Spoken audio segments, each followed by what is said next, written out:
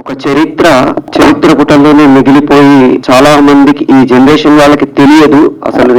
అసలు హైదరాబాద్ ఒక రాజ్యం ఉండేదని, దానికి సంబంధించిన ఇంత పోరాటం జరిగిందని ఈ జనరేషన్ లో చాలా మందికి తెలియదు. ఈ మధ్య కాలంలో కొంచెం ఈ తెలంగాణ ఉద్యమం వల్ల కొంతమంది పేర్లు తెలిసాయి తప్ప చరిత్రలో ఎంత పోరాటం చేస్తే మనం ఈ స్థాయికి వచ్చామనే విషయం చాలా మంది యువకులకి తెలియని విషయాల్ని నిజంగా ఒక సూర్యుని ముందు దీటి చూపించినట్టుగా. ఎందుకంటే కొన్ని వేల మంది తమ ప్రాణాలను అర్పించి భూమి కోసం, భుక్తి కోసం, విముక్తి కోసం పోరాడిన ఈ తెలంగాణ పోరాటం ప్రపంచ చరిత్రలోనే అసలు ఒక గొప్ప స్థానంలో నిలుస్తుంది. అట్లాంటి చరిత్రను ఈ జనరేషన్ కి చూపించడం అనేది నిజంగా గూడూరు నారాయణ రెడ్డి గారికి, తర్వాత యాటా సత్యనారాయణ గారికి కొన్ని వందల అభినందనలు తెలియజేసిన, కృతజ్ఞతలు తెలియజేసిన తెలంగాణ సమాజం తమ రుణం తీర్చుకోలేదు. అంత గొప్ప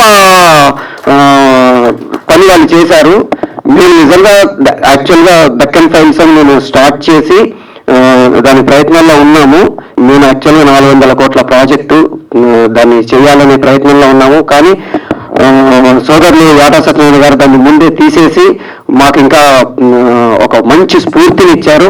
చాలా గొప్ప పని చేశారు. ఈ తెలంగాణ సమాజం మొత్తం యాటా సత్యనారాయణ గారికి, గూడూరు నారాయణ రెడ్డి గారికి, యావత్ తెలంగాణ సమాజం కృతజ్ఞత తెలియజేసుకుంటుంది.